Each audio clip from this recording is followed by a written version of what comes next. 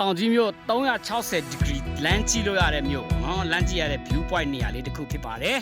ကဲအားလုံးပဲမင်္ဂလာပါဗျကျွန်တော်ဒီနေ့တောင်ကြီးမြို့တစ်မြို့လုံးပေါ့နော် drone နဲ့ရိုက်ဆရာမလို့တဲ့အဲ့တောင်ပေါ်ပြန်တက်မှာဖြစ်ပါတယ်ဒီမှာတောင်ချုံတောင်အဲ့တောင်ကိုကျွန်တော်တက်မှာဖြစ်ပါတယ်ဗျာဒီအဲ့တောင်ကိုကျွန်တော်2024တုန်းကလောခု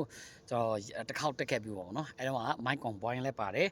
ရင်းရံလည်းပါတော့နော်ဒီနေ့ကျွန်တော်ဆိုလိုနဲ့တက်သွားမှာဖြစ်ပါတယ်ကဲအဲ့တောင်ကျွန်တော်တို့အမှန်မနဲ့ပိုင်းစောစောလေးထတက်ရင်ပိုကောင်းတာပေါ့နော်စောစောလေးထတက်ရင်မြူတွေပဲအုံးပါပေါ့နော်အခုတော့ဘာလင်းလင်းတိုင်တော့ဖြစ်သွားပါပြီတောင်ကြီးမြို့တစ်ခုလုံးမြင်ရတဲ့တောင်သွားမှာဖြစ်ပါတယ်လိုက်ခဲ့ပါနော်ကဲရာဒီဥထုကလည်းတအားမုံမြူတွေနဲ့ဆိုင်းနေပေါ့နော်အဲ့တောင်ပေါ်တက်မှာဖြစ်ပါတယ်အခုကျွန်တော်စပြီးတက်နေပါပြီဒီကနေဘယ်ကနေတက်လဲဆိုပထမလိုင်ကူပေါ့နော်အဲ့ဖျားပေါ့ရွှေဘုံဘူးနာပထမလိုင်ကူကဖျားနာနေပြီးတော့ကျွန်တော်တို့တက်သွားမှာဖြစ်ပါတယ်ဒီကနေကျွန်တော်ပြီးတော့မှာဖြစ်ပါတယ်ကျွန်တော်ခုတစ်ခါတော့အရင်တော့တက်တာခြုံနေပေါ့နော်အခုကသူများတက်တာများတော့လမ်းတွေကလည်းကောင်းနေပါတယ်လမ်းကရှင်းနေပေါ့နော်ကျွန်တော်တက်တော့ဆိုရင်မိုးတွင်းလည်းဖြစ်တဲ့အတွက်တားဖြစ်တယ်ပေါ့နော်လမ်းလည်းတအားချော်တယ်ဒီကိုချက်ကက်လေးလည်းမဖြစ်ဘူးပေါ့နော်ဒါနေကြရိုင်းစတက်နေပါပြီဒါအစင်းဆိုတော့အဲ့ဒါနဲ့အတက်ကရှယ်မောမှာဖြစ်ပါတယ်တို့အစင်းလေးတွေဆိုတော့အရန်ကိုတက်ကြွနေတဲ့ချက်ဖာယူပါဗျာအဲ့တောင်ပေါ်အတက်မှာဟော်ဟဲဖြစ်နေမှာတက်နိုင်ဘူးအဲ့တောင်ပေါ်တက်မှာဖြစ်ပါတယ်လမ်းလည်းကောင်းနေပါတယ်ကျွန်တော်ဟို2024တက်တော့ကလမ်းကမိုးတွင်းဆိုတော့ချော်သလားမမင်းနဲ့ပြီးတော့မြက်တွေတအားထူတယ်ပေါ့နော်အခုလမ်းဒီလိုရှင်းရှင်းလင်းလင်းမဖြစ်ဘူးအခုနေလာတက်ရင်လမ်းရှင်းရှင်းလေးဖြစ်တယ်ပေါ့နော်ကောင်းပါတယ် let's go ဟိုး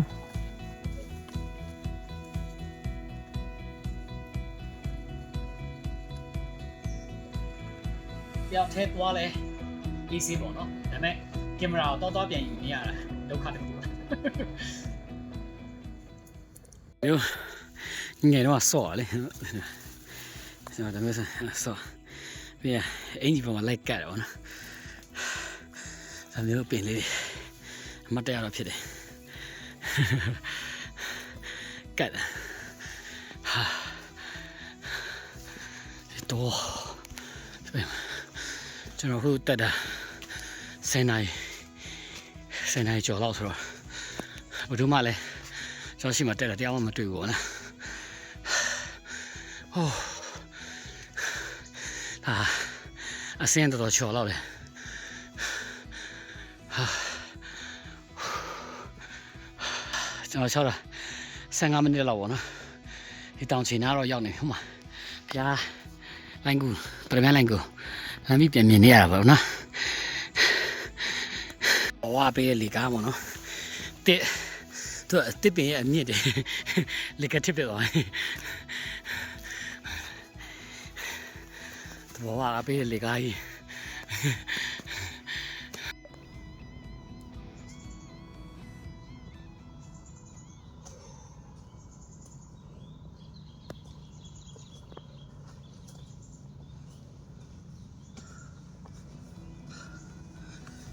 တော့ကြော်လာနေပြီပေါ့နော်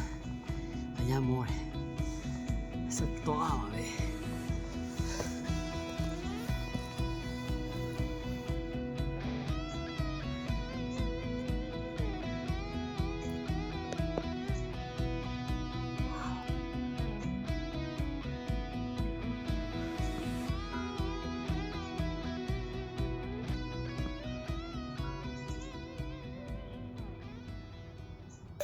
နောက်ဆုံးတော့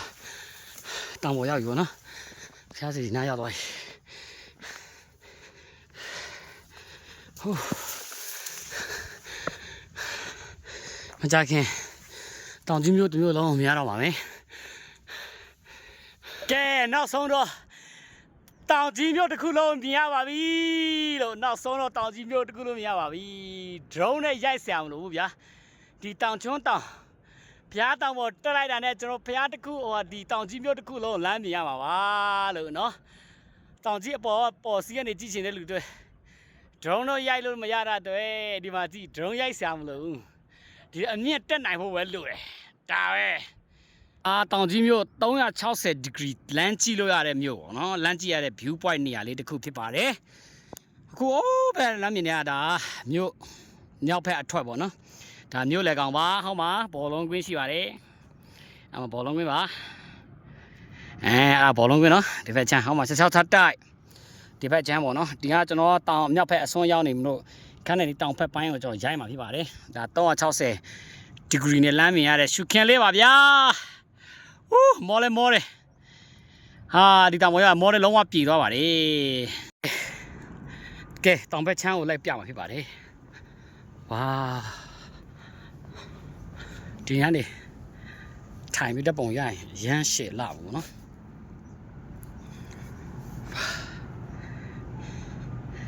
ဟိုးဒါဘောအောင်မမြင်ရတဲ့ရုံးကလွတ်တော်ရုံးဟိုမှာကောက်ကွင်း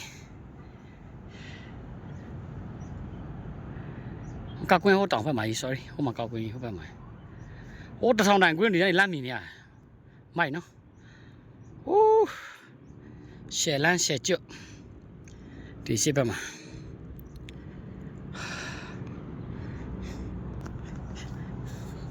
လမ်းရှောင်းတတိထားပြီးရှောက်မနော်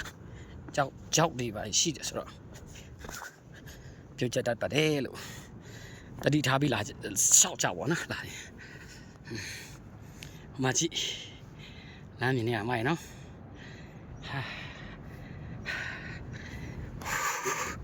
မောသွားလဲမောတယ်ကွာဒီတောင်ပေါ်ရောက်ရင်လောကမောပြေသွားပြီဟိုမှာဖျားလမ်းမြင်နေရဆုလာမဏိဖျားပါလို့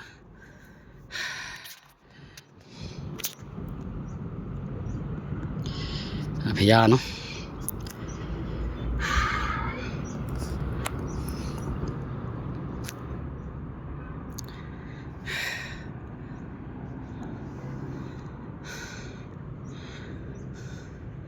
မတော်အုပ်ကြံရမှာတောင်ဘက်မှာဝါဒီအခုလမ်းမြင်နေတဲ့တောင်ဘက်ပေါ့နော်ကျွန်တော်တို့ဒီတောင်တက်ချင်းကလည်းကျွန်တော်တို့စိတ်တွေအများကြီး stress တွေအများကြီးရော့ကျစေတယ်ပေါ့နော်အားကစားလည်းမလုပ်ဖြစ်တာကြာတော့ဒီတောင်ဒါစီစဉ်မရှိဖြစ်နေတက်ဖြစ်သွားတာပေါ့နော်ဘာလို့တက်ဖြစ်လဲဆိုတော့ကျွန်တော်ဗီဒီယိုဟောင်းလုံခဲ့တဲ့2024တုန်းကကျွန်တော်တက်ခဲ့တဲ့ဗီဒီယိုဟောင်းပြန်ကြည့်လိုက်တော့ဟာလုံကတစ်ခါတော့ပြန်တက်ချင်သေးတယ်လို့အဲ့တော့ကျတက်တာမိုးတွင်းဆိုတော့အခုဆိုတော့ sound တွင်းဆိုတော့ feeling တမျိုးရတာပေါ့နော်တိမ်တွေကလည်းလုံးဝရှယ်လန်းကြည့်ပါဦးကွာလုံးဝရှယ်မိုက်တယ်ဗျာအနဲ့ကြီးနော်အမဟူးနေတိုင်ပိုကောင်းတယ်ပေါ့ခုမြူလေးတွေရှိတော့ရှုခင်းတွေတိတ်မလှဘူးပေါ့နော်မုံလေးမြင်နေရတိတ် clear မဖြစ်ဘူးပေါ့ဗျာအခုကနေ့လေစနစ်ကြော်ပြီပေါ့နော်စနစ်ကြော်ဆိုနေနေလဲပူတာနေလို့နေကောင်းသွားခုနအတက်ခါတော့ဆိုတော့အရန်ဟိုဟာဖြစ်တယ်အေးတယ်အခုဒီဆောင်းတွင်းဆိုတော့ဟိုဘယ်လိုပြောမလဲတစ်ပင်လဲတားကြီးမချောက်သေးဘူးဆိုတော့ဒီချိန်တန်ချွခင်းလှလဲလှစိမ့်စိမ့်ဆူဆူလေးတော့မြင်ရတာပေါ့နော်ခုနတယောက်တည်းတက်ရတာလူမရှိဘူးထင်တယ်ကြောက်နဲ့တက်တယ်အခုတော့ဒီလူ2ယောက်3-5ယောက်လောက်ရောက်လာတယ်နော်မဟုတ်တယ်လားစားကြနည်းနည်းမကြောက်တော့ဘူးကဲဒီဗီဒီယိုကြည့်ရှုပေးတဲ့တယောက်ချင်းစီကိုအားလုံးကိုကျေးဇူးတင်ပါတယ်နောက်ဗီဒီယိုမှာကျွန်တော်ပြန်လည်ဆုံတွေ့ကြပါစို့ဘိုင်ဘိုင်ကျွန်တော်မြို့အလှလေးတွေရှူစားရင်းနဲ့ခဏနေမကြခင်ပြန်ပါတော့မယ်ဘိုင်ဘိုင်